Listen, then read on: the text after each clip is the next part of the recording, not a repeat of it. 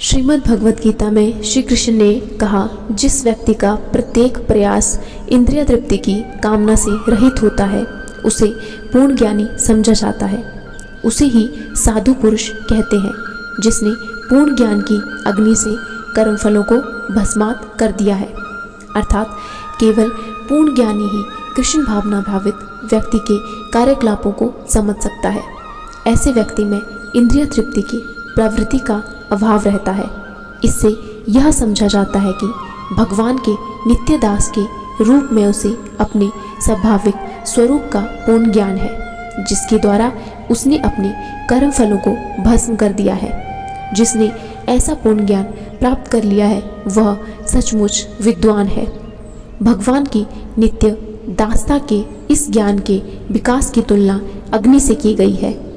ऐसी अग्नि एक बार प्रज्वलित हो जाने पर कर्म के सारे फलों को भस्म कर सकती है।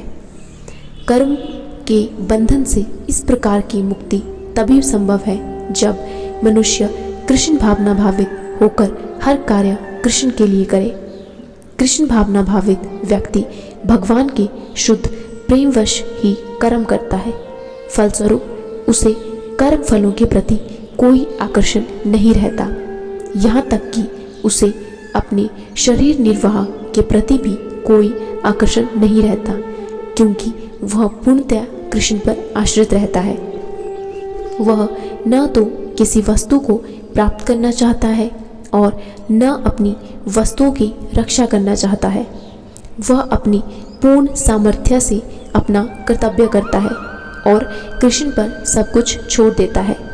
ऐसा अनासक्त व्यक्ति शुभ अशुभ कर्म फलों से मुक्त रहता है, मानो वह कुछ भी नहीं कर रहा हो।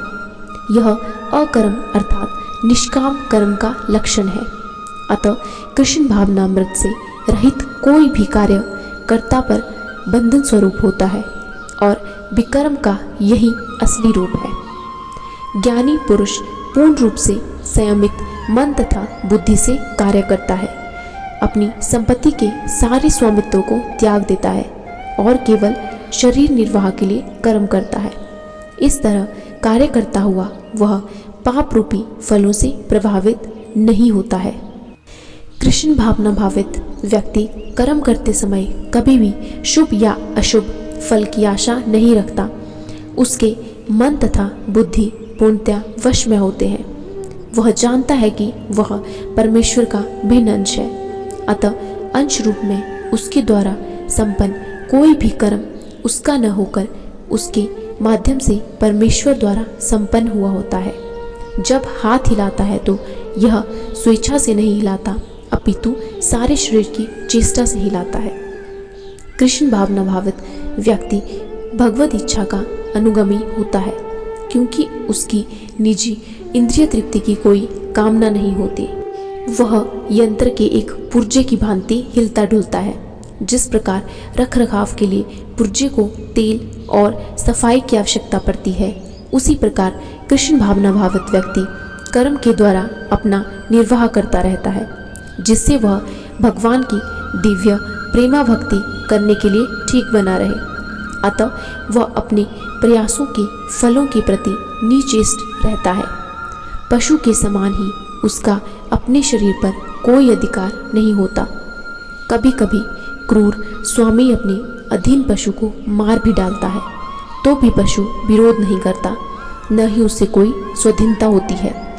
आत्म साक्षात्कार में पूर्णतया तत्पर कृष्ण भावना भावित व्यक्ति के पास इतना समय नहीं रहता कि वह अपने पास कोई भौतिक वस्तु रख सके। अपने जीवन निर्वाह के लिए उसे अनुचित साधनों के द्वारा धन संग्रह करने की आवश्यकता नहीं रहती। अतः वह ऐसे भौतिक पापों से कलमशग्रस्त नहीं होता। वह अपने समस्त कर्मफलों से मुक्त रहता है।